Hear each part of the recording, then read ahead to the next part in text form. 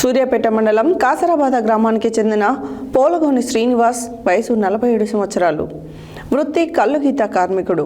రోజు మాదిరిగానే ఆదివారం ఉదయం పరుపుతాటి చెట్టు ఎక్కి కల్లు గీస్తుండగా ఉదయం 6:30 గంటల సమయంలో ప్రమాదవశాత్తు మోకు చిలుకట్టు ఊడి చెట్టుపై నుండి చెట్టు మొదట్లో కింద పడగా మృతుని మొహానికి, చేతులకు, కడుపులో బలమైన గాయాలై అక్కడికక్కడే మృతి చెందారు. సూర్యాపేట మండలం కాసరాబాద గ్రామానికి చెందిన పోలగోని శ్రీనివాస్ వయసు 47 సంవత్సరాలు. వృత్తి కల్లుగీత కార్మికుడు.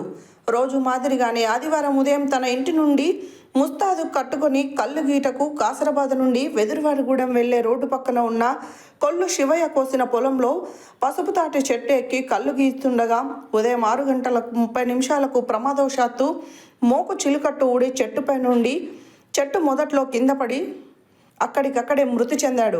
మృతుని మొహానికి, చేతులకు, కడుపులో బలమైన గాయాలై మృతి చెందాడు. మృతునికి ఒక కుమారుడు, ఒక కుమార్తె ఉన్నారు. మృతుని భార్య పోలగోని వసంత దరఖాస్తు ఇవ్వగా L Pandu Naik ASI case నమోదు చేసి పోస్టుమార్టం నిర్వహించి దర్యాప్తు చేస్తున్నారు.